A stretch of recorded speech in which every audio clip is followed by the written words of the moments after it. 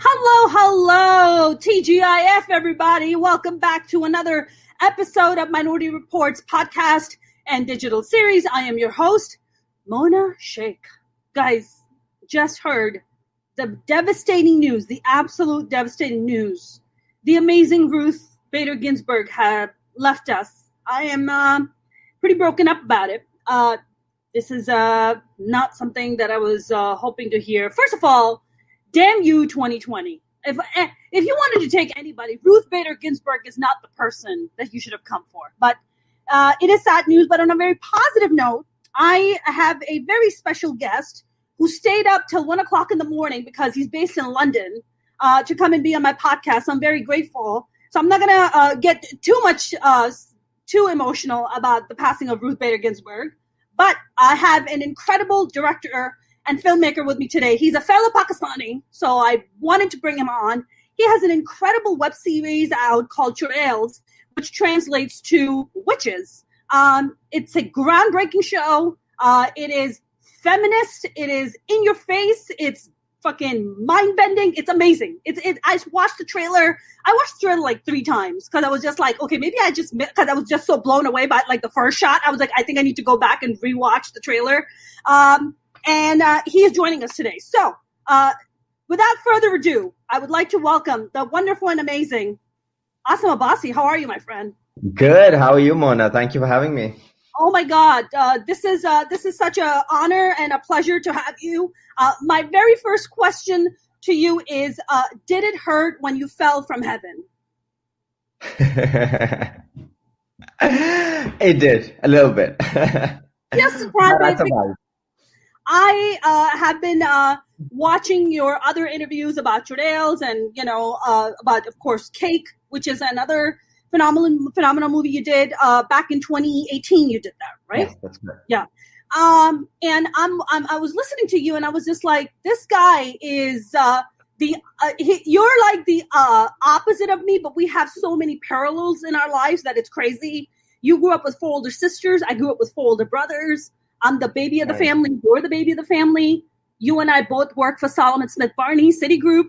Oh, I did not know that, Mona. Yes. Really, honed into stand-up comedy 2010. So you started everything 2010. Yeah. So I was reading it and was like, what's going on over here? Wow, that's crazy. Too many parallels over here. But Asim, man, first of all, congratulations, man, for Thank you so much. Being a true artist, sticking to your guns, and really being a true ally, which is really what Pakistani women need right now, which is where we are. I know you probably answered this question like a gajillion times about what was the concept about Churails and how did it come about. But since my audience are mostly white and non-white people with a handful of desis thrown in, could you please tell us? Yeah, of course. I had been toying with the idea of doing a female-centric show for a very long time. I did not see the women I knew represented on television. I don't know if you are familiar with Pakistani television at all, but we have a very specific, the damsel in distress trope that we regurgitate every time, that even if she is ambitious and driven and standing up for herself, she will eventually need a man to rescue her from whatever situation she is, unable to rescue herself. And I was like, why is that? And I understand why it is. It is because television is driven by ratings, and that makes television channels risk averse. They do not want to take risks. They do not want to tell stories that are different or that can land them in so-called trouble. Of course, it's also heavily regulated. So you cannot be open about a lot of subjects that, as you know, in Pakistan, every other topic is taboo. So I think television channels didn't allow for those kind of content to be made. And then coming out from Cake, I was toying with the idea of what my next film was going to be when ZeeTV, which is the digital brand of ZeeTV, approached me and asked me to pitch a bunch of ideas. And I pitched this one and they really liked it. And I did a series Bible based on that. And we took it from there. And suddenly I was given this platform to not, to be honest and be as authentic as I wanted to be to the story, and to tell it as bravely and unabashedly as I wanted to. So I think that for me was exciting. I was like, I'm going to go to town with this one. So I'm going to say everything that I've kept inside about the treatment of women, the oppression of women that they go through the complete assumption of the fact that LGBT community does not exist. And all of that stuff that I think television and films, even because there's a censor board sitting there, do not allow us to do. And I had a lot of brave female actors who were like, yes, we have been waiting for this all our lives because we keep doing the same thing on television. So bring it on. And surprisingly, it's been received really well, Mona, which is in Pakistan. I mean, internationally, yes. But in Pakistan, I thought people would be, ready to pass fatwas, and it hasn't been that bad. Yes, of course, there is noise, and there is the conservative pocket that will always have something to say. But the fact that it's not more than 20% of our audience says that Pakistan is ready to move and it's ready to embrace alternative content, and it's it's in people's minds that we are still looking for backward content or still looking for stuff that that doesn't rock the boat. I think Pakistanis are ready to rock the boat. I think internationally, but I think it's time. It's time for more strong women who live life on their own terms. 100 million%. Asim, I feel like the Pakistani crowd, Pakistani people, have been ready for this content for a while. They needed a brave soul like you to come along and really kind of dare to cross that boundary, because the government does not reflect the society. I feel like the people who are in positions of power do not really reflect what the Pakistani people really need and really want, right? Because there's a sense of control about using religion as a dominating factor to be like, oh, hamare mazhab mein to hai, oh, Islam mein hum aise nahi kar sakte. We can't do this. We can't. I'm sure some of my audience members are like, oh my God, did she just bust into another language? I'm like, what the hell just happened? Like, what happened? What, did Mona just get possessed? What happened?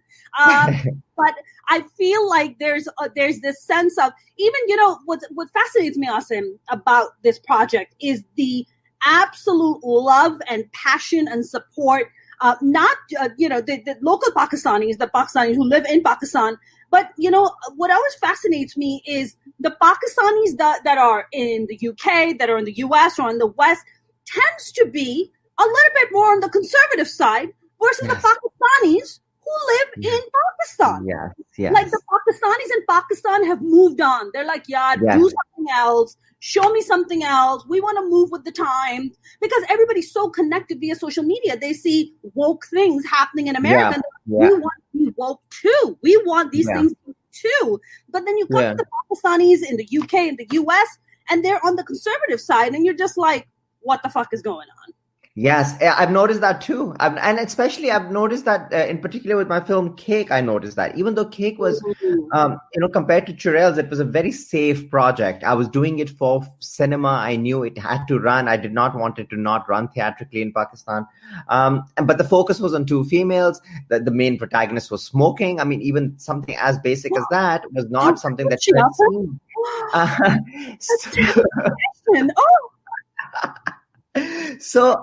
But what happened was that the crowd in the UK, interestingly, it did well in the UK with the diaspora that are expats.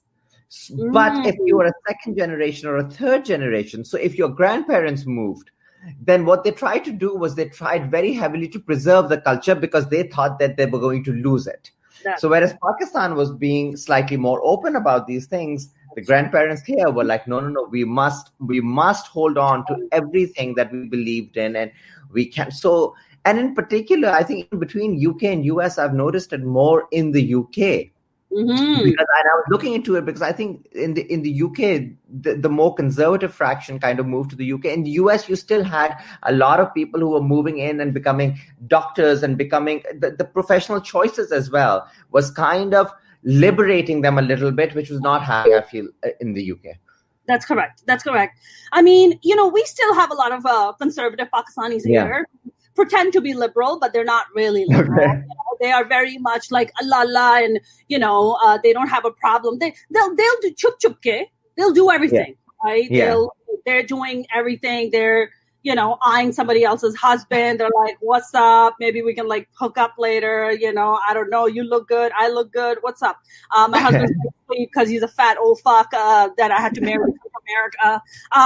It's just like that kind of shit, But I feel like people in Pakistan and the women in Pakistan, like these actresses that have taken such a big chance, do they live in Pakistan? They do. Every single of those actors live in Pakistan. Blows my mind, Asim. Yeah. do they get threats? Do they get no? It's usually the what we call the troll brigade, the pious brigade who sits on the keyboards, passing judgment. So a lot of tweets, Facebook comments here and there, but nothing substantial, because I feel there's so much happening in the country anyway that I think a show, they know and we know too. I mean, it's probably a drop in the ocean, a positive drop, but there is so much more that needs to happen. So many more conversations and dialogues need to happen, not just in terms of content, but in terms of legislation, in terms of, political changes that need to happen in that country, Yep. I mean, even just in the wake of the last 2 weeks, we've seen, a rape case of, of a woman she was driving from, I think Lahore to somewhere or Islamabad to somewhere.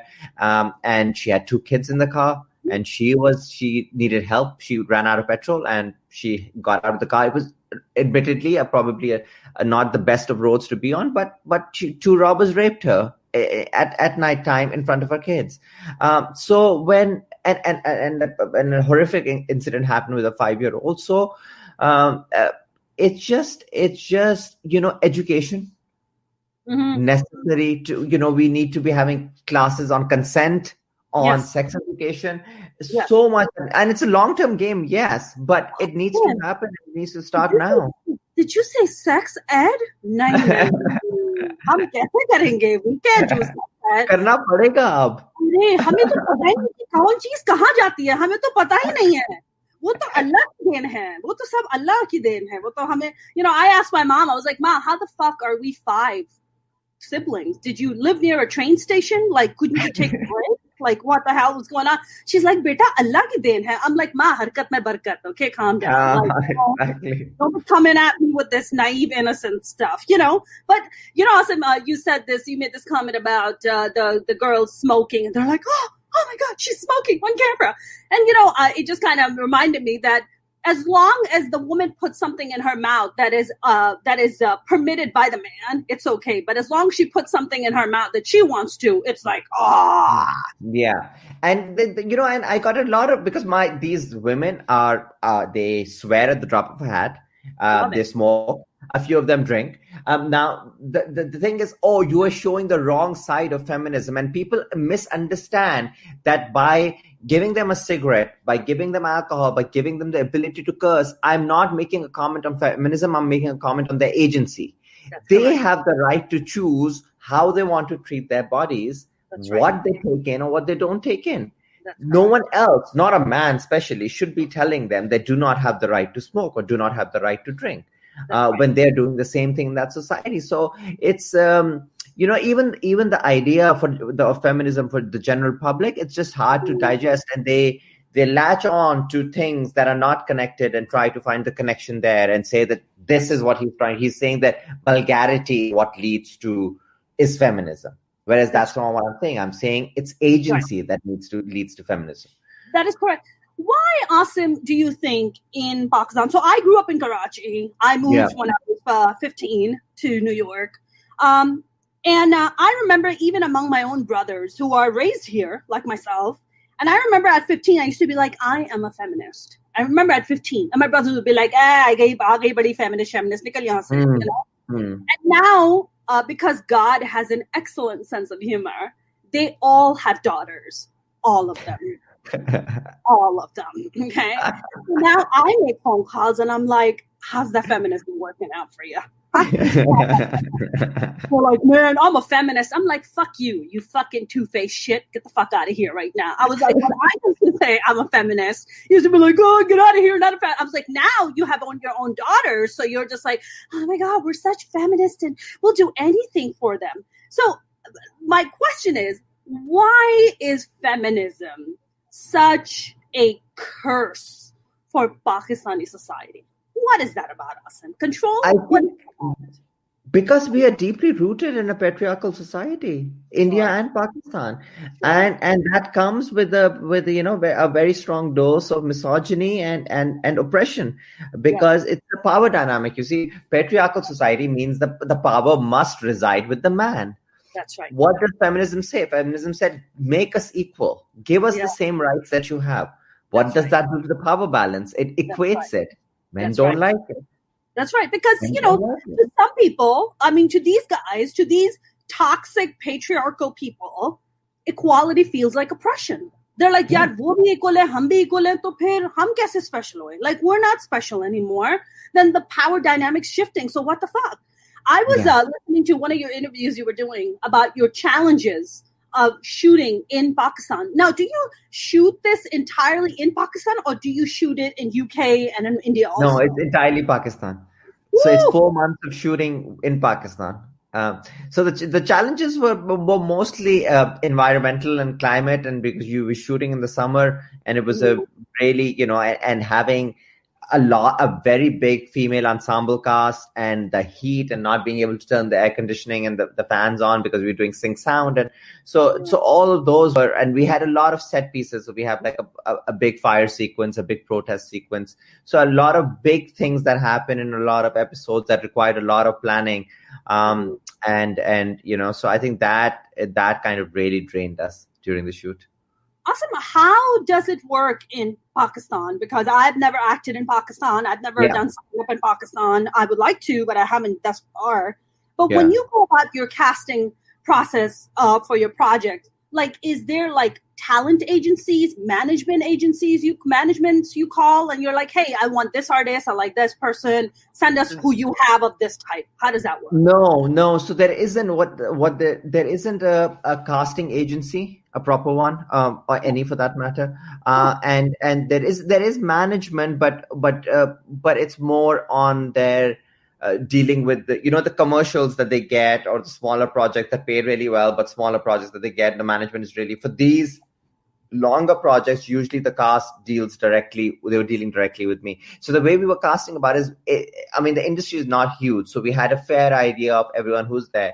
My assistant directors, Sana and Zubia, they're fantastic. And they had a very good knowledge of who all is in the industry, what they're doing, and they knew the scripts inside out. So they were helping me as to what would fit that. The one thing I do that I think a lot of people don't do is auditions. So I audition for every role. And because for me, it's kind of important. It's not just about how good you are as an actor. All of these people are great actors. It's what is your fit for this role. And luckily, all actors do understand that. I mean, no one gave me hard time for like, why are you calling me for an audition? I didn't get any of that. So we had months of auditions for all of these characters. Months.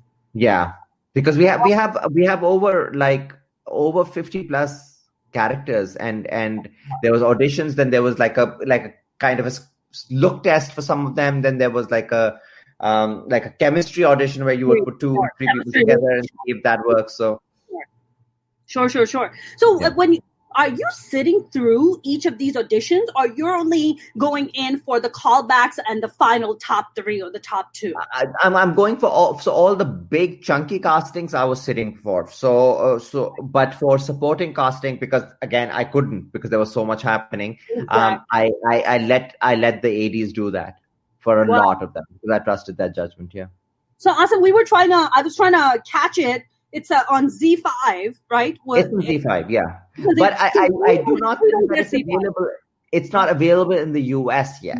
Yes. It is available in Canada and like 190 countries, but it's not out. It's not ZeeTV itself as a platform is not. I'm told it's legal to VPN it. I'm not sure. But yeah. That's the situation. I think it might be even too much feminism for Americans because we have an orange president who really incredibly orange and incredibly misogynistic. Wow. Let's hope it changes soon, right? He might as well be, right? He might as well be a Pakistani man, Asim. He might as well be. Like, if Trump was born in another life at some point, he would easily just blend in with Pakistani people, although Pakistanis are not orange, so that would be a little difficult. We're not orange. We are brown. We are not orange. We don't do that. So Asim, now you are, so what season are you on right now with the web series? So it was the first season. So it was, and it was written to be pretty self-contained because I really did not think that it was going to get the reception. I knew people would talk about it, but I did not know that it would start this dialogue, this conversation. There's a lot of positive and negative that's come out of it. But I think the negative has been really good as well because it's led to conversations. Sure. So, I've been criticized by a lot of Pakistani feminists as well. And I think those have been good criticism because they've been so vested in it. And they have finally gotten a show that they can, get into and analyze and critique. So I think those conversations have also been really useful. A lot of podcasts that have come out with like female collectives, feminist collectives sitting down and having conversations about it, which is healthy. And it's a kind of stuff that Pakistan doesn't tend to engage in, especially with content, because the content doesn't allow you to do it. And even with the conservatives, I think it's been good to challenge it. When the trailer came out, the immediate reaction was, are they insulting the religion? Are they using the burqa, niqab in a negative way? Which is not the case in the show. So I think once they're seeing the show, I think they're kind of realizing that there are, they're opening themselves up as well, I think, to different kind of narratives. So I think it's overall been very overwhelming.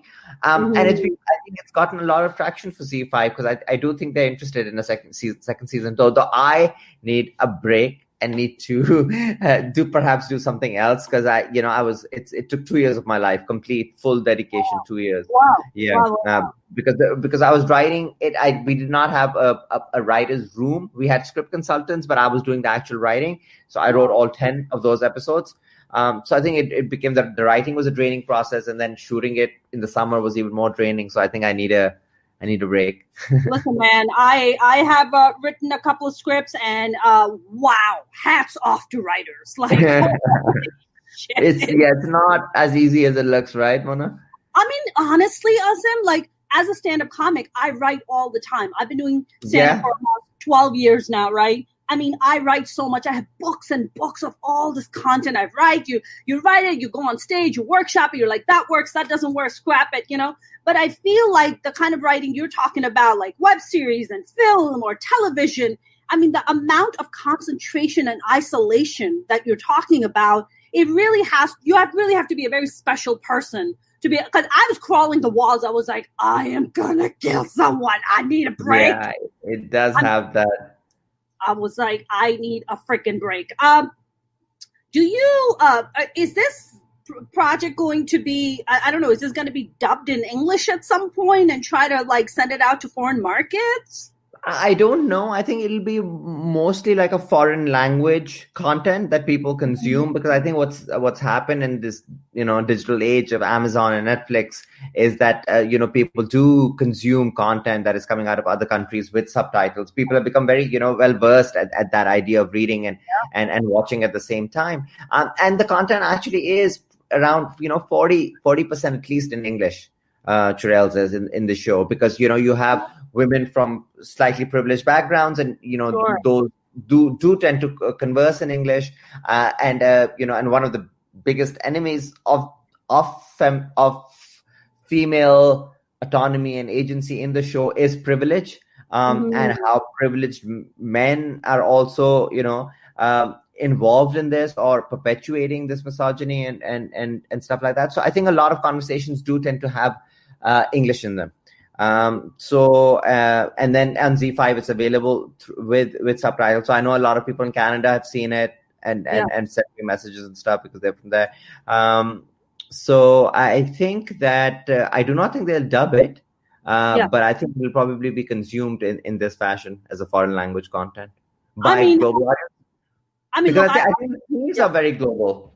I don't think that they are, we can talk as much about how this is a show coming out of Pakistan, and it is, representative of that culture and the subcontinent as well. But at the same time, you know this much better than me that that misogyny and oppression exists everywhere in first world countries as much. You might.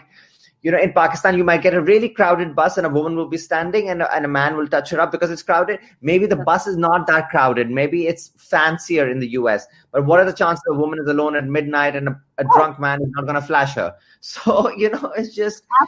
Forget about just a drunk man flashing you.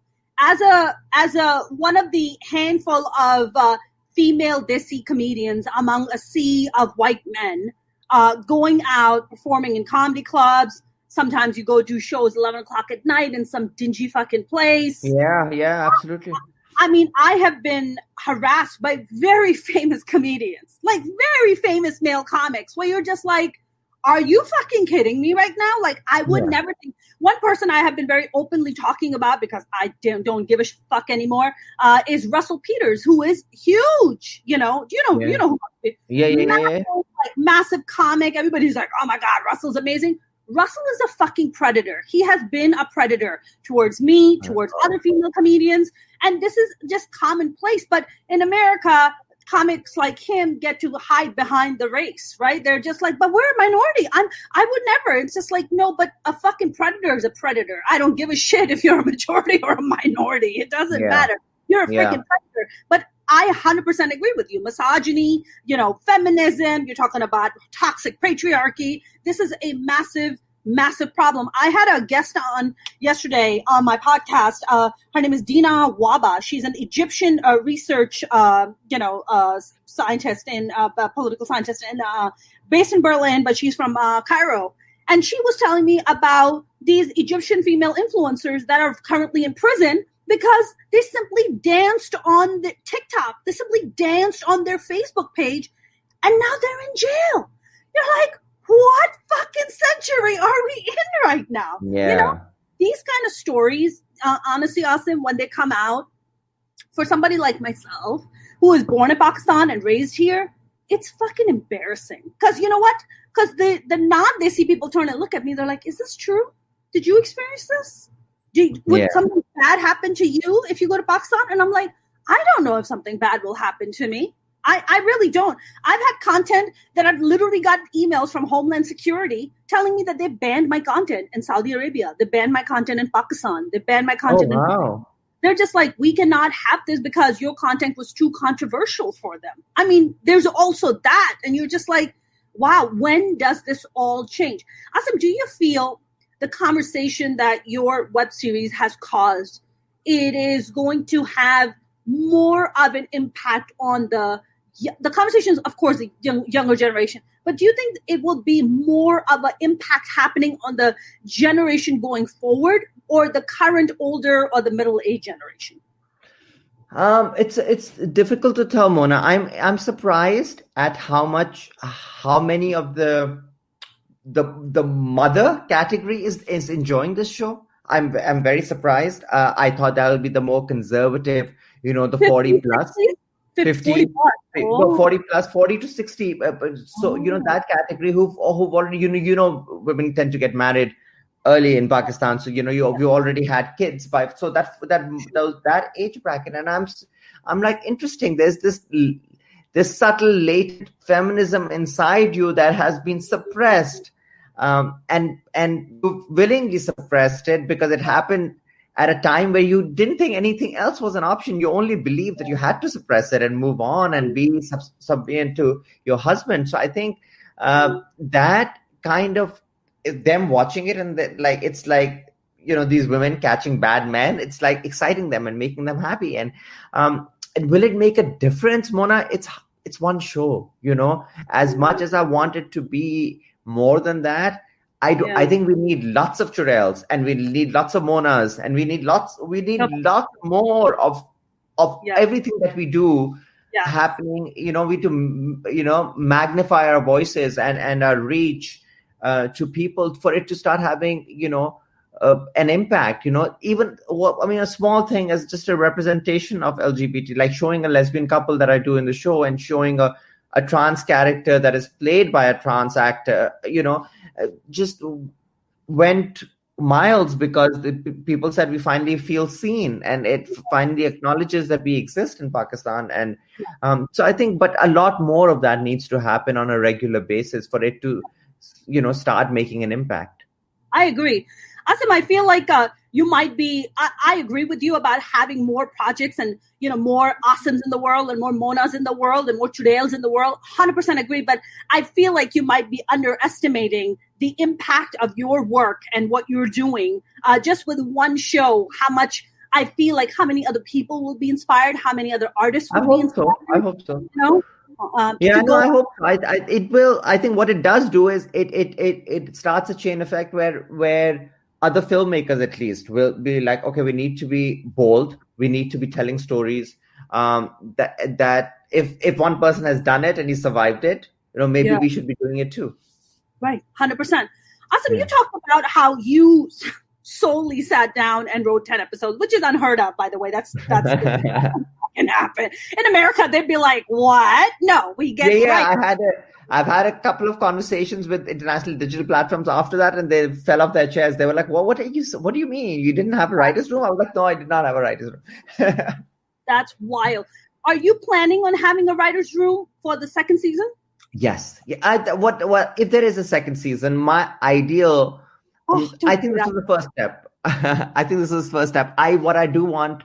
And I don't know, I haven't discussed this with Z5, but what I do want is I want to obviously take it forward, but I want more women to come and actually write the second season, and I want them to direct it because I think that's important, and I've if you've been going through my interviews, I've already said this many times that I think that has been my biggest fear throughout has been to do unfair representation to women, because as much as people like me try to be an ally, we do not live in a woman's body. I have not been out at 11 p.m. somewhere and been harassed by someone, and I on a regular basis. I don't leave home and think 20 times, okay, if I'm walking alone on the street, this might happen to me. That is happening to all of you.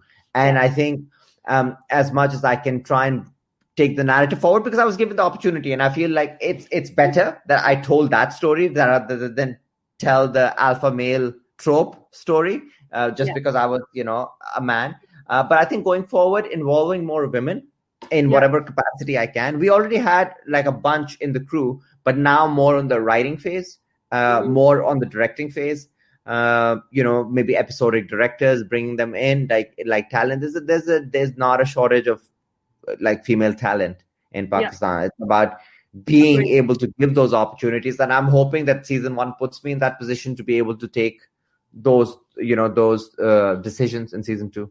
Agreed. Can we briefly talk about in the trailer? There's a line. It says "Lorde lag gaye." I fell off the couch when I was like, what the fuck did she just say? So I talk to my Desi friends, my Indian friends, and my Pakistani friends, and I'm like, and but they get it, right? So for my non-Hindi and Urdu speaking people, it means you're screwed. It's actually a lot vulgar than that, but basically that's what it kind of means. And I was like, okay, this is going to a next level right now. This is like some groundbreaking shit. Like the fact that a woman is saying this on camera is just amazing. Now you're married, right, Asim? Yeah. You're married. When you were writing this, were you running this by your wife and you were like, what do you think? Do you think women would do this? I was running it by my wife. I was running it by one of my sisters whose taste and understanding of film and film grammar I really appreciate. I was running it by a lot of my ADs as well. And we were like, this is digital and we're going to go to town. There are women who speak like this. They've just never been, you've been in a jail for that many years. like that.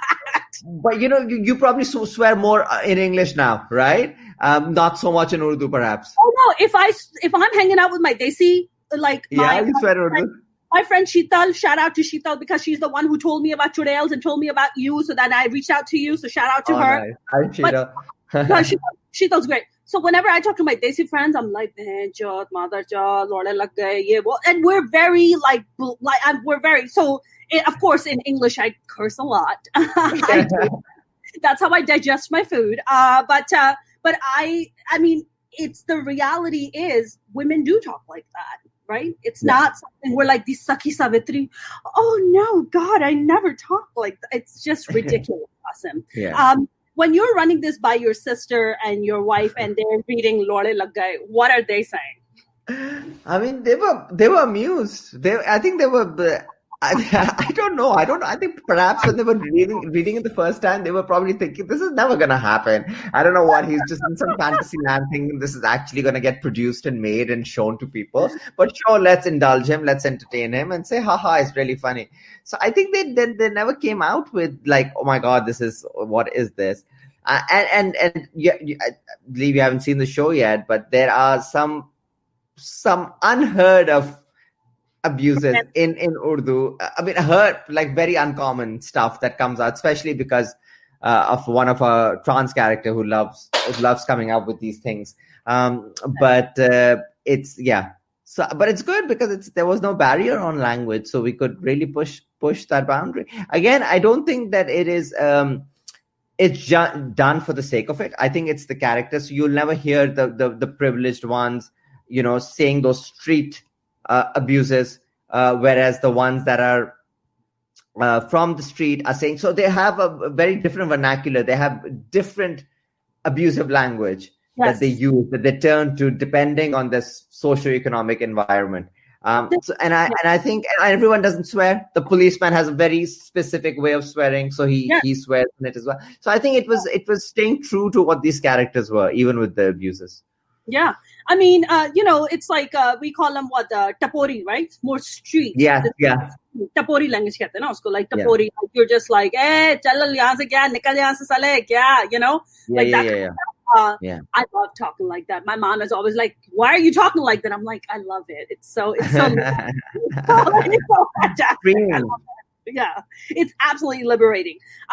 So you're kind of like taking a break right now, recharging your fabulous genius mind to come up with more stuff.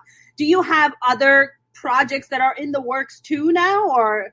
I'm starting to write again. Develop a couple more things that I've been toying with for a while. Let's see. I think digital for me is the space that I'm going to stick around in for a while. The more I see that it allows me the options to tell the stories I want to tell and tell them the way I want to tell. Secondly, I think cinema, I do not know what the future of cinema is, like globally. Indie films are getting more and more like a Netflix, Amazon release. Cinema is becoming more of an event. It's, your Marvel, DC Comics, that kind of content that is being consumed. And that content is not, the superhero content is not for me. I don't, it doesn't excite me. So, I think cinema options are limited. And then there's, of course, COVID. And I don't know when we come out of this, what the future of cinema or public space is going to look like. And I think digital is where most people will be consuming their content for the foreseeable future. So I think digital is what I'm going to stay focused on. I'm doing writing a couple of shows, and then of course future might see a season 2 Churails. So let's see. I wanted to actually kind of go back a little bit and talk to you about when you left Solomon Smith Barney / Citigroup, our former employer. What was that thing for you? Was that this kind of an itch you always had to kind of write and create content and be a filmmaker? I mean, what was that thing where you were like, you know what? This is my time. Fuck it, I'm leaving. I'm going to do this. What was that thing for you? Well, I think it was a build-up over the years. I think, again, I don't know about you, but where I came from, you didn't go and make films. You didn't go and study cinema, and you didn't become a stand-up comedian. I mean, who the fuck does that? Exactly. Yeah. So you do the right what you think is the right thing, which is you study economics, and you get a job as an investment banker, and you say yes, and then you do it for a decade. You're getting paid well, so that's always a plus in your early 20s. And you're like, oh, I haven't seen this much amount of cash, and I can go party every night, and but I think after a while of earning that much money, you realize that, okay, why is there still a dark hole inside me, and why am I still feeling unfulfilled? Look, I have so much money, and I can get a mortgage, but I'm unhappy and sad, and I don't want to keep doing this. So I think that thing, the emptiness of the soul, really got to me. I found it. Professionally, I found it deeply satisfying, and I had a thoroughly good time when I was there, and I made lots of friends who are still my friends. But I feel it just needed. I think I've also always had a morbid fascination with death, and I've always felt like the idea of legacy and leaving something behind, and feeling that, and so creating content was kind of my way of leaving something behind. Why are you giving me that look? I think you might be a stand-up comedian, Asim. Is that the requirement? Fascination with death. That's what we do all day. My stand-up comic friends and I, when we get together, the first conversation is, look, hey man, if you were gonna kill yourself, how would you kill yourself? Like, what would be that like process? Oh, I'd probably take pills. Really? No, I'd probably just take a shotgun to the mouth. Really? No, that's too messy. Like, these are just common conversations that stand-up comics have. But I think, comedy comes from a very tragic core. Yes. At all times, and I think that's the beauty of good comedy. I feel like it has a very hidden, subtle, tragic core to it. 100%. Speaking of darkness and fucked up shit, like you said that of course you and I come from a conservative country, a conservative culture, doesn't really encourage going into the arts. There aren't very many outlets for you to go and get educated, go to a film school or go to like an acting school. Like, that's just not a thing.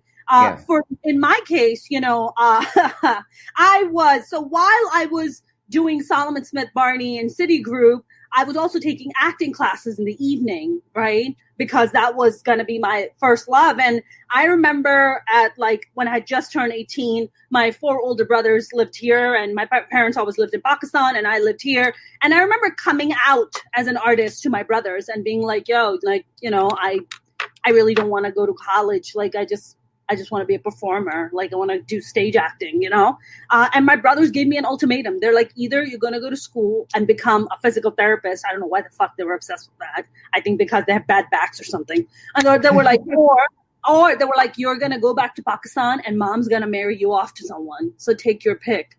And those were my 2 options, Asim. Those are the 2 options that I had to choose from. So one night I got into a massive fight with my family. I packed my shit and I moved to New York City. That's what I did. Oh, wow. Okay. Family was where? Family was in Jersey City. Okay. And I packed my stuff and I just moved off to New York City. And then all hell broke loose. And then my family was like, oh my God, she's bringing shame to the family. And I was like, you are a shame to the family. I am not shame to the family. I'm bringing honor to the family. I'm going to go sling big jokes on stage. Aren't you going to be proud of that? Come on. But yeah, that was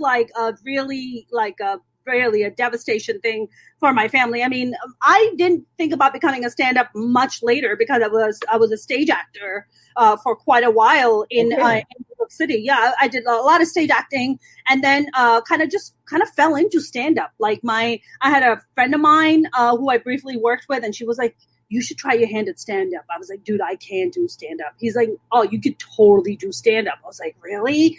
And it's funny because, life is just so insane and how it comes in full circle sometimes. There's a very big comedian here by the name of Jim Gaffigan. I don't know if you've heard of him, or I don't know if you know who he is. Jim Gaffigan's a very big comic here. And the first time I ever went to a comedy club in New York, I watched Jim Gaffigan, and I was like, this guy's so funny. And apparently I went with a Desi friend of mine, an Indian friend, who's I've known he's like my baby brother. And I turned to him apparently at some point and said, I can do that. And said, I can do stand-up. Like the audacity to say I can do that. And it's funny because last year, there was an article that came out in Forbes that I was a part of, and then Jim Gaffigan was also a part of. So I was just like, look at life like this crazy, like full circle. Have you had instances like that, Asim, for you? Like where you're like, my God. I mean, yeah. I mean, like, I've always been a big fan of like Anurag Kashyap, and like he saw Cake and raved about it and said he's looking forward to seeing Churails. So it's just things that seemed very out of reach. Even just like if I look back when I was at City, the idea of creating content, I wanted to grab it, but it felt so far because I was like, how am I going to leave banking of all things and become a filmmaker? Like I'm already mid-20s, I'm 30, and I think I did it really late. I turned 30, and most people would have been said that is not a time that you change careers. But somehow that I think that the germ was strong enough that kept poking me from inside, and I kind of went with it. And it took a while. Yeah, you do. I mean, you know what this industry is like. Anything artistic, anything that is freelance. So it has its own perils. And for years I was doing short films, and sometimes they would go into festivals, but it really wouldn't materialize. I was trying to do a feature film here in the UK because I really wanted to do English language stuff because I lived here almost half my life. So I was like, okay, I know this world. I maybe don't know Pakistan as well. So let me write about here. But again, UK saturated market like US, really hard to get opportunities. Then if you are, you're brown, then they want you to do brown things. They don't think that you have the capability of writing about anything white. Sure. They want to use you as a token for something as to fill numbers. And I was like, no, I'd rather go and make somewhere where I feel there's a dearth of content and they really need me. And so that's how Cake happened. And then everything shifted to Pakistan. Yeah. So, I would love to do something in the UK, but it's just those opportunities. They are much, much harder to come around because the market is saturated and because we are a minority and. Yes. Asim, you just said something about, going to Pakistan and doing this. Do you feel if you were a woman and you wrote this project and you try to tell these stories as a woman writing these stories, this is hypothetical and I understand it could be a difficult question to answer. Do you feel it would have been picked up and received in the way that it is right now? What you were talking about Churails? I'm talking specifically about Churails. Okay. Would it have been easy for a woman to? So I think there's two-pronged. Would it be easy for a woman to now go and say, I'm going to put resources together and put a team together and make something? It is. It is easier now. It is easier. There is a lot of, because what's happened is that there's a lot of creative minds here because the creative industry is booming.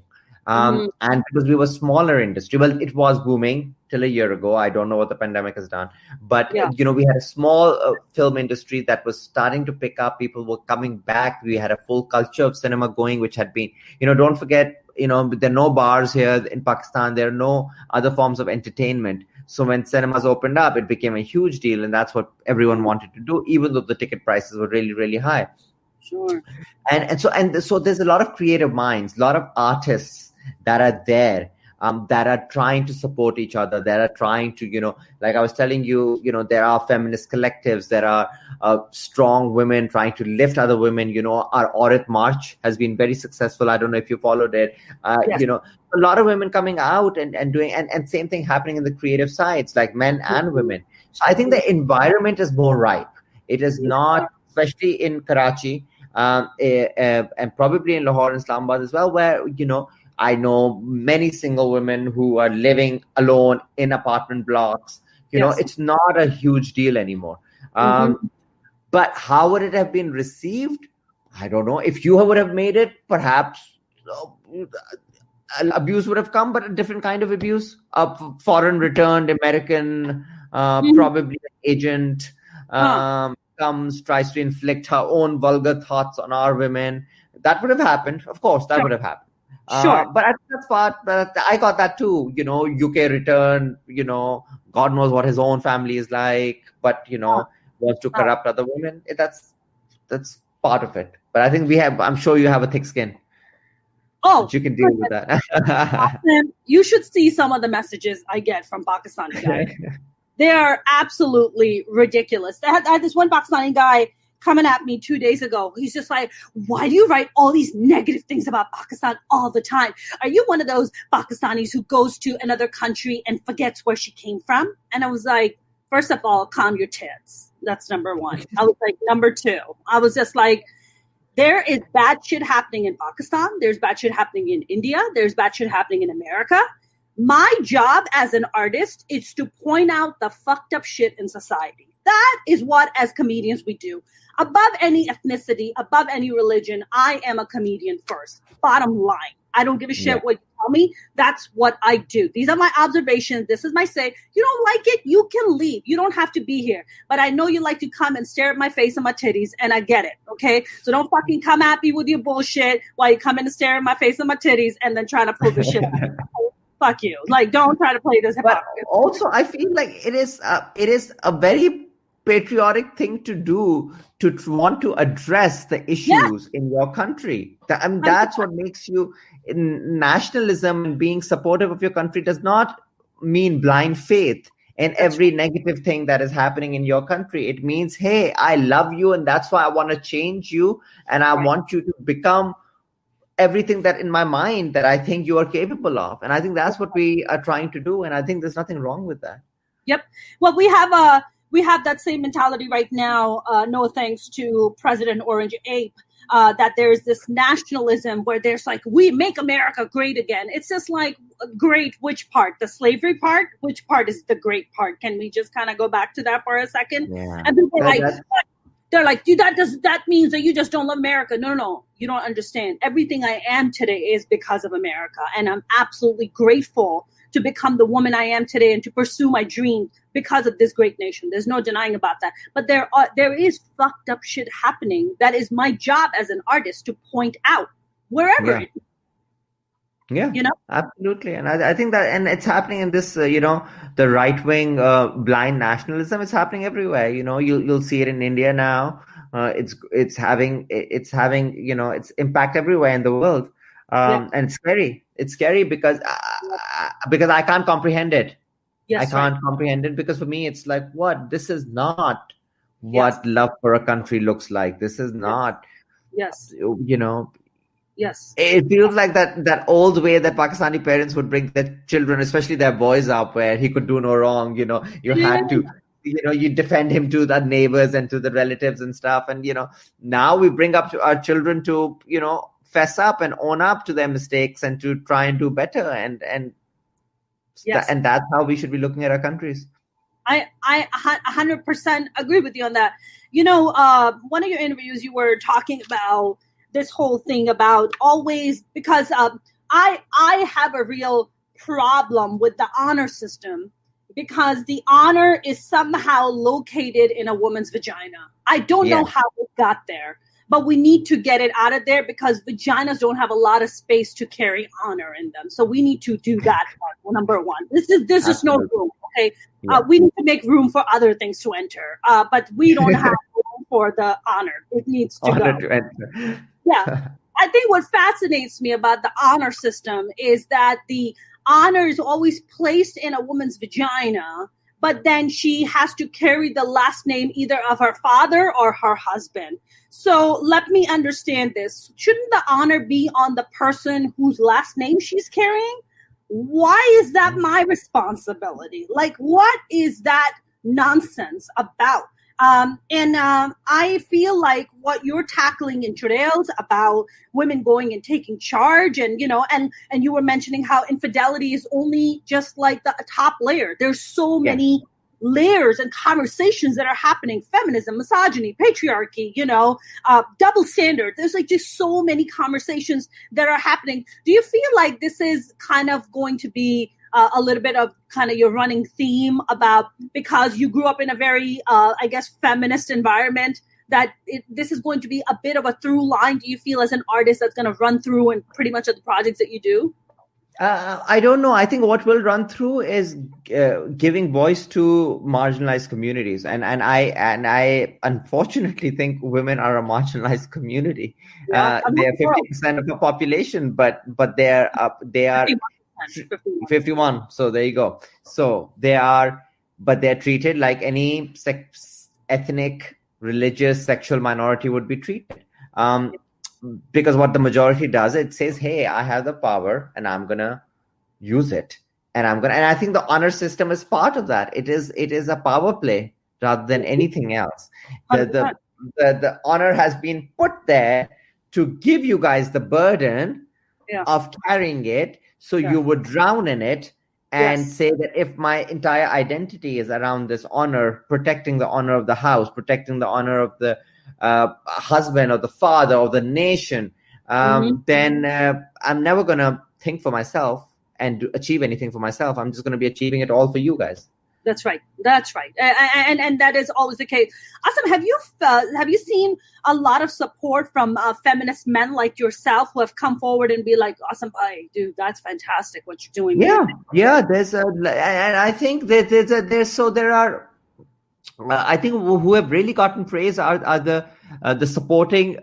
So we have 3 supporting male characters in the show who are very supportive of their women. And they take a backseat. They let them take charge. They let them lead. And there's a dialogue in the show which is like, "Hum mard the, tabhi aurat ke liye rukavat nahi banna chahte the." So we were men. We were not gonna be the resistance for women. I think that's what more and more men need to do. And I think a lot of men are connecting with those audience members, are connecting with those 3 actors and those 3 characters. And I think that's a really positive thing for men to be able to look up to these 3 characters and aspire to be like them or to support their women like them. When you pitch this to Z, is this something like you made a trip to India and to go and pitch it, or was this all via Zoom and stuff? So it was all online. I had finished Cake and I had just come back here to the UK. And they said, and this is like pre-pandemic and stuff, but what happened was that they said, hey, we had a couple of phone conversations. They said, pitch us some ideas, and this was one of them. So that all happened via email. I did later go to Dubai to meet the team and have a couple of conversations, but that was after the commissioning had happened and the process had already begun. Because of course, India and Pakistan relationships are still 10 years. And even though I'm a British passport holder, because I'm born in Pakistan, it takes me a very long time to get an Indian visa. So I think up till now, going to India has not been a real option for me. I feel you, Asim. My father was born in Uttar Pradesh, and my nani is from Delhi. So we have, of course, my part of the family migrated from India to Pakistan. And Veer Das, who's a very big comic, the biggest comic in India, asked me to come and be part of his Pajama Comedy Festival, which is which he puts together, which is great. The Indian consulate held on to my passport I'm a U.S. citizen. They held on to my passport for 3 months. 3 months. Wow, yeah. I had my passport.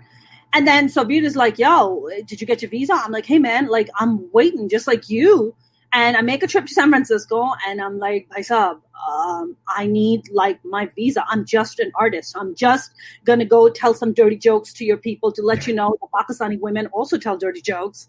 And then we're going to come right back. And they were like, and I remember the guy literally getting up, opening the door, and they're like, sorry, ma'am, I cannot help you. Here's your passport. Goodbye.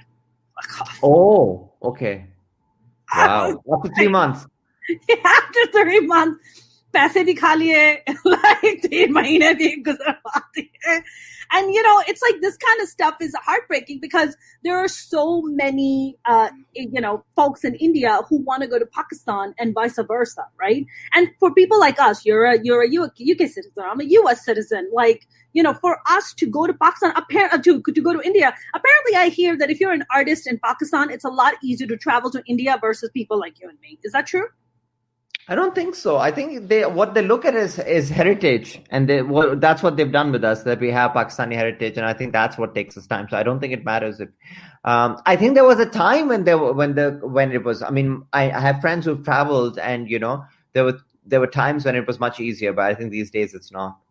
It's not. It's not. I mean, I met the pandemic. I mean, that all stuff is over. Asim, what did you go and try to pitch this idea to Pakistani production, or any of these like ARY, any of these guys? What do you think of that? How do you think that would have happened, or how that would have panned out? You can do role play, but I can be Asim and you can be ARY. And no, I was never going to go to ARY with this. It's just ridiculous because it's just not like I've been to them with films before, by the way, and I've been nicely shown the door, very politely shown the door, because I don't do what they want done, and I don't know how to do what they want done. I mean, I've seen their films, and they do what they do well, but it's not me. And how do you? That's the thing about, I think, coming to something so late, is that you are, in a way, it's a good thing that you're so fixed in what you want to achieve from your life. I feel like if I would have started filmmaking in 20s, I would have probably made films like Karan Johar. I would have made like these, glossy dance. And I feel like I feel like because I started in my 30s, I kind of knew that I wanted cinema to be so much more meaningful than I would have probably wanted it in my 20s. And hence when I go to these TV channels and I'm told about these ideas that they have, and and it becomes formula ke idhar dance aayega, idhar ek gana aayega, idhar ek aurat nachegi, item song hoga. I'm like, then I don't know what you're making. You're not making a film. Awesome. For the non-South Asian people who don't know what item song is, can you, in your male version of it, explain what an item song is? Awesome. Item song is, okay, so I'll have to explain the history now. Okay, so in Indian films, kissing is now allowed, but wasn't before in Hindi cinema. Sex scenes were certainly not allowed. Yeah. So, we don't fuck, Asim, like in South Asia. So they still, but we titillate. We titillate. Yeah, we don't. Yeah, so we still had to titillate all those Mardana male audience that were going to the cinema. So initially it started, and it's not, it wasn't called item songs then. It used to be the wet sari sequence. It used to be a song where the Indian actress would wear a sari. It would be a chiffon sari, like a thin material, usually white or a pastel color. So, and what would happen is that halfway or a quarter way into the song, it would start to rain, thunderous rain, and she would get drenched. So it would be very easy for you to see the contours of her breasts and her wet hair. And that was the seductive in Hindi cinema dance, which equated to sex, basically, a sex scene. And that kind of changed. It became more modernized, and it turned into an item song. And also the other thing is that in Hindi cinema has thrived on the virgin versus the vamp dichotomy. So there is the Sati Savitri, who is the one you will end up with, the hero will end up with, and who will be the nice girl who can do no wrong. And there'll be the vamp, who is basically Mona.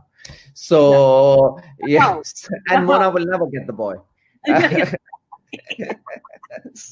It'll always be the Sati Savitri. So then Mona would be casted to do Mona's role, but also to do an item song where she would have to gyrate around trees, poles, lots of inanimate objects, which were long and phallic in their capacity, with very little clothes, and she'll sing songs about how she was yearning in her youth for a man to come and save her in whatever way he could and quench her thirst, which is quenching of the thirst is very important. Oh, the third is, you know. So that, in a nutshell, is an item song in the whole history of the item song that I've given you audiences now. Very well done, Asim. That was very well done. I must say that if I ever do an item number, I'm bringing my own lube. I just want to say that I would just put out there to everybody to know I am self-sufficient. I do want to know that. It just reminded me of all the Bollywood movies I grew up on, which was, that song, Tip Tip Barsa Pani. Holy shit, that is a fucking classic, man. Like, if you're into Bollywood movies, that is a song totally worth YouTubing. Like, that is an absolute wet sari scene. I know that the Pakistani cinema, I see some of the artists that come here. About 3 years ago, I got hired to do this Eid event. And it was also a launch of this movie called, it was a very Bollywood-esque Pakistani movie with Mavish Hayat in it, with Humayun Saeed. Yeah, probably Punjab nahi jaungi. No, that was the other one. They're like a bunch of friends and they're hanging out, and it's very Bollywood-esque. Jawani Phir Nahi Aani? Yeah, Jawani Phir Nahi Aani. Yeah, that's the one. That's the one. Yeah. And so they hired me to come and perform, do stand up for like a crowd of Pakistani people, which I was just like, I don't know how this is going to work out, but we'll do it. Yourself? Myself. I had a great fucking time because I was doing crowd work. I love doing, you know what crowd work is, right, Asim? Yeah. Crowd work. Yes, I was just talking shit to the crowd and it was great. I had a freaking great time. Bunch of Botox aunties there. That was fucking fabulous. I had a great time. And then after that, they were just like, hey, we're going to go hang out at some wealthy Pakistani's house in the hills somewhere, which is considered usually very expensive if you have a house in the hills. And we remember going to this house and they have these chefs flown in from Pakistan, cooking meals at 1 o'clock in the morning. And we're like, what the fuck is going on right now? So there's all these famous actors Humayun Saeed and Mavish Hayat, and there's the Sheikh guy. You know the Sheikh fan, is it Javed? Huh? Javed Sheikh? The one with the jizz chin. You know what I'm talking about? I think it's Javed Sheikh. The one that has cleavage, in his chin. Yeah, he's an older gentleman now. Yeah, he looks like he has cleavage on his chin. Yeah. He's great. He was there. He was so sweet. He was so lovely. And I'm hanging out with these guys, and it is such a different world, Asim, because you live in UK, we have access to cigarettes and drugs and drinking.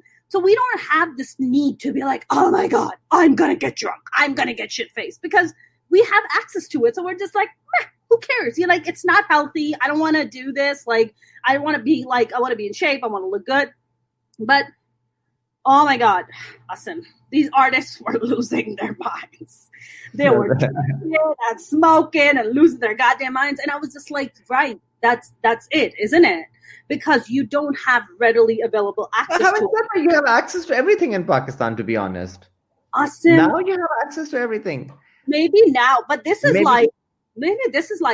maybe at least 4 or 5 years ago then. Yeah. But even then you did. I think that you just met a lot of party animals, maybe, who just never grew out of the party thing. I was just I don't know what's happening over here, but I was like, is this a thing? I asked them because I'm so stupid, and I was just like, is this a thing for you guys? Can you do this? Is that what you were trying to say?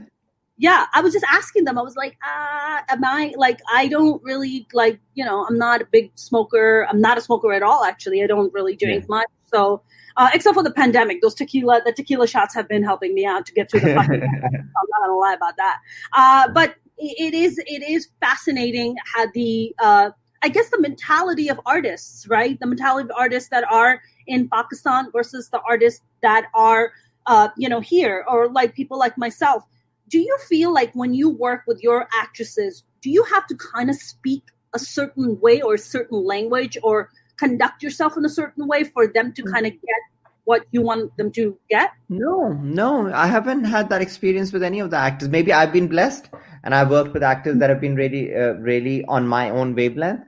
But I really haven't experienced that. And they've been very, smart when it comes to understanding of the script. They've been very diligent when it comes to giving me the hours that I need, because I do long rehearsal processes. And initially I was always like, oh, no one's going to give me this much time, but they did. And really committed. I think it's also depends on the type of project that you are doing. Even with Cake, and then again with this, I think all the female actors especially knew that we were trying really, really hard to create something that would have a lasting impact on people. And I think when actors just really want stuff that they can really dive into and can really commit to, I think that is true for artists all over. Maybe when they are doing fluffy stuff, that kind of commitment probably is not as strong. I don't know. But with my stuff, I've been very, very lucky to work with some of the best actors in Pakistan, and they've been really good. What do you write? Do you write in Urdu? Do you write in Roman? What do you write in Roman? I write in English. So the way it happens is my actions are always in English. My dialogue tends to be in Roman. But the first pass of that, especially in Churails, was in English because I had to write faster. I think in English. So I was even doing the dialogues in English because I wanted to complete the first draft of all the episodes and then go back to them and make them the dialogue more authentic to each individual character, and then introduce the Urdu and all of that stuff. So I think that was phase 2 for me. So really, I'm doing it all in English as a starting point. All my treatments, etc. I wouldn't even know how to write in Urdu. So I mean, I know how to write in Urdu, but I just on computers I don't. I think you were going to get a call from your mom after this. Beta. She's like, have you forgotten how to write it? Right? Yeah, how dare you. Has your mom seen your show? She has. And she's been okay with it. I think someone called her and told her, kitni gaaliyan likhi hain Asim ne, ye kya kiya hai? And luckily I thought she was going to turn around and say, call me and swear at me and say, tumne mera naam wo kar diya. Magar she was telling me about it. She was like, yeah, I told them that you have to be authentic to the characters. And I was like, oh, my mom's in she's past 80 now. So she was like, yeah, this is how people speak. This is how the policeman will speak. And this is how someone from the streets will speak. And she really enjoyed the last few episodes. She's seen it twice fully. And once she's seen a few episodes that she liked a third time. So I'm pleasantly very surprised and very happy that she's kind of, I was scared. I was scared because my mom and I are very tight, and so I hate the idea of disappointing her. I did banking for 10 years not to disappoint her, so that's my commitment to not disappointing her. We both wanted to get into something stable, so we left banking and became artists because we wanted stability. Okay, that is the reason we got into it. That is the only reason we did it, Mona. And what about, so you have 4 older sisters. Your older sisters, how are they about it? They're fine. I mean, I have multiple mothers, I think, because my youngest sister is 10 years older than me. So I am now 40. So my youngest sister is now 50. So yeah. So I've had a lot of older sisters. It's not like I've never seen them as I've treated myself as the only child who had just been born to a lot of mothers. Which has been great. And they're all very supportive. One sister, she's slightly more, I wouldn't even say conservative. She has an adverse reaction to swearing.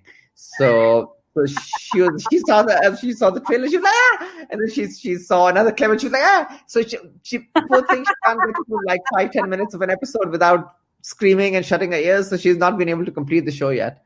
It's so funny. My brothers and I, we all have about a 2.5 year age gap from the oldest to, and my third oldest brother, Zubair, who I'm the closest to. And it's funny because we'll talk and, we'll curse and we'll be very open and frank with each other. But when it comes to my stand-up, my brother refuses to watch my stand-up. Refuses. His friends, he'll call me up. He'll be like, my friends love you. They're fans of yours. They follow you. I'm like, oh, that's cool, man. Thanks. I was like, did you watch my latest set? Yeah, look, here's the deal. I love you, right? I love you. I support you. But I can't listen to my sister talk about anything vulgar. I was like, oh, so So can I like look through your phone or your computer to see in your browser if there's any porn searches? Because I just want to make sure that you're like claiming yourself to be like this really goody two shoes when you're like legit watching porn on the daily. Like, cut the shit. Like, seriously. I think that's the difference between Asim doing a show called Churails and then Mona doing a stand-up, and then brothers going, yeah, I can't watch that. It's too much coming from my sister. It's too much coming from my sister. It's still the kind of weird. Yeah, it's absolutely there, and there's no denying it. It's absolutely the double standard. So now you're in London. Asim, when you go to Pakistan, are you being invited by Imran Khan to be like, welcome, you have done a groundbreaking show. Please come have chai with me. I don't think that'll happen. Though Imran Khan, our PM, also did see cake. So my producer, Zulfi Bukhari, who was my producer not for Churails, for cake, is now in government and is very close to IK. So I think that, so he had kind of arranged a screening where Imran Khan was there and stuff. So he'd like that. But I think Churails he's probably not going to like. It is, he has, it does things vastly different from what he sees the future of Pakistan or content will be. So, I've not even messaged Zulfi to ask if he's seen it, because I'm like, no, it's just not. Let's not go there. Let's skip that. I did this one for you guys. I've rocked the boat enough for other people. I'm satisfied. I'm satisfied that half of Pakistan is shaking. I don't need to worry about the other half. I have to ask you this. The last time I was in Pakistan was in 2006. Yeah. And wow. Yeah. Oh, wow. So you don't visit that often, huh? I don't. The last time I went was a little traumatizing. Not that my entire childhood wasn't traumatizing, but the thing that was really fucking traumatizing. My father suddenly passed away at the age of 56. Oh, yeah, thanks. And it was really devastating. And just going there and then just all Was your father living there? Or? He always lived there. He always lived there. My parents always lived in Pakistan. We always, we were kind of plucked away as teenagers and brought to America. And we're like, here you go, figure it out. Have a nice day. And we were like, we don't have any adult guidance here. They're like, no, you'll totally figure it out. Okay, bye. And we were like, I don't know what's going on over here. So as I like to call it, horrible family planning, Awesome. But makes for great comedy, but a horrible life. But what are you gonna do? We do the best we can. But my father lived there, and I don't know, man. Like the last time I went, I was like really tortured by his death. The way he died, and I couldn't attend his funeral because my paperwork was stuck because of September 11th. And they wouldn't let me travel. I couldn't say goodbye to my father. So I think I just had too much trauma attached to it. So I think, I want to go back. I'm a Karachiite. I freaking love Karachi. There's a lot of childhood memories there of ass whoopings by my parents. So I definitely want to revisit that. But are you from Karachi, or where are you from? So I was born in a town called Hyderabad, which is close to Karachi. Yeah. So 2 hours away. But I had moved to Karachi when I was around 8 years old. Because at that time the political climate in Hyderabad was pretty bad, and there were a lot of just kidnappings and this and that, and schools would shut down and curfews and stuff. So my parents were like, okay, education, schools keep shutting down, let's move to Karachi, which I don't fathom how Karachi was safer, but I guess it was safer at that point in time. Yeah. So since then I've lived in Karachi. So mostly, basically, all memories, majority of the memories are in Karachi for me. I'm assuming, where in Karachi did you guys live? So we lived in Clifton for a few years, and then we moved to Defense. Fancy. So fancy. So fancy. We are not that fancy. We are a middle class Pakistani who lived in PCHS society, which was in Tariq Road. That's even fancier, but I don't know what you're talking about. No. That's old money. Is that old money?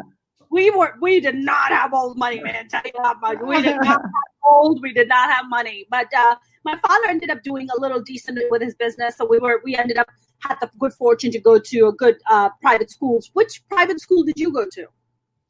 I was for a few years. I was in a school called St. Michael's, and then I was in grammar school though for a long time. Got it. Which is fancy. Which is fancy. Which is very fancy. I will not deny my privilege. Listen, man. You got to speak the truth. We went to St. Peter's High School. This sounds familiar though. It's in Clifton. It's in yeah. It's on the hill. I have a lot of. It was a very Catholic. And you were there till you were 15, right? Yeah, I wasn't in that school till I was 15. I went to Toronto High School. Seriously, I mean, could they have come up with a tackier name? Like tacky as fuck. Like really? Hi, we're a name of a city, and we're just gonna be like a high school, and it's like, that's like a name of a city in like Canada, so that's weird. But yeah, I went to Toronto High School and had a lot of really cool memories. One of the greatest signs, and we're gonna start wrapping up. Yeah. When I was about 13 years old, I was part of a play that was being put on in our school, Blithe Spirit by Noel Coward, who's a very funny British writer. Yeah.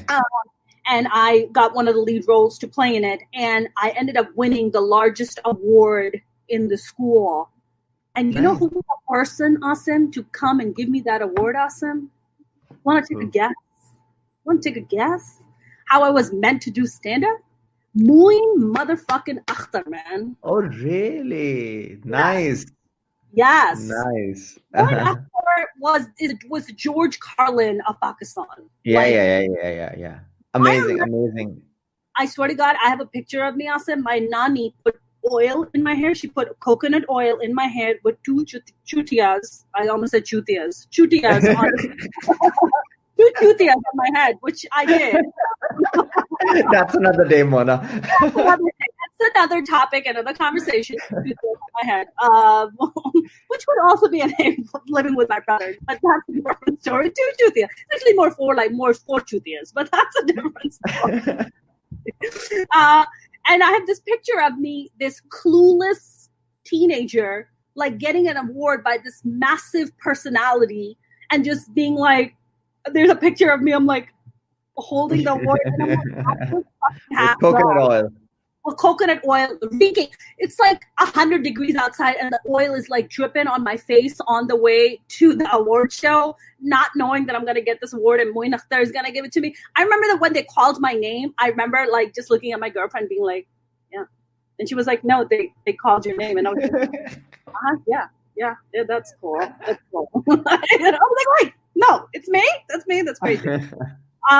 Did you ever have a moment like when you went to school in Pakistan where you were just like, I'm interested in the arts, but I'm not really gonna dare tell my family about it? Yeah, but you know what? I was one of those people who I had these interests, but I wasn't consciously aware of them. They were all there subconscious. So what I would do is that I would write, and I try to recreate a play, like a television soap, with my like everyone in my class. So I assigned them roles, and I said, okay, we're going to act this out. Every time there was a school play or any event in school, I would carry a movie camera. I had my sister's movie camera that I would take for her and take it, because there were bigger ones at that point in time. So I was doing all of this stuff. And even early years of banking, I was kind of, I'd work for 16 hours at Solomon Smith Barney and come home, and I'd spend an hour just writing, and I'd be like, that's not normal. Why are you doing it? You have a job.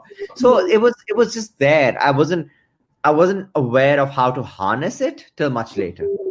Yeah, absolutely. Although I must say, a teenage boy with a camera could make some very interesting videos that could make you a little bit money on porn websites, but I digress.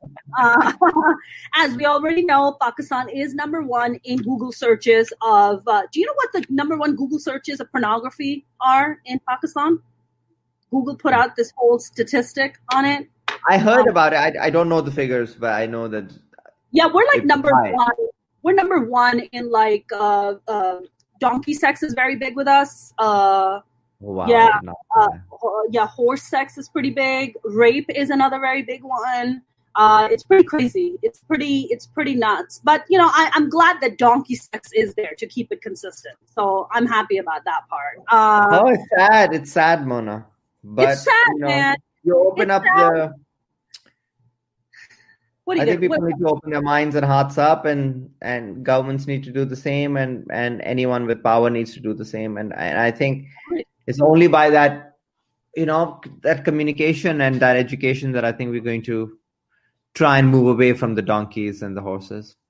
Yeah, I hope so. Well, sex ed is a very big deal, and not shaming people, right? Not shaming girls, not shaming guys. It's like a natural thing, just like you eat, you drink water, you go to sleep. That is just a natural process of life. There's nothing weird. It's like we're not fucking weirdos for wanting sex. Like, that's not a weird thing. Or for having periods that you cannot even control. I mean, even till this day, I know many who would not mention it at home and who would just pretend. I mean, all of that stuff needs to come with education. When men are taught, boys are taught that saying period is okay. It's not a bad word.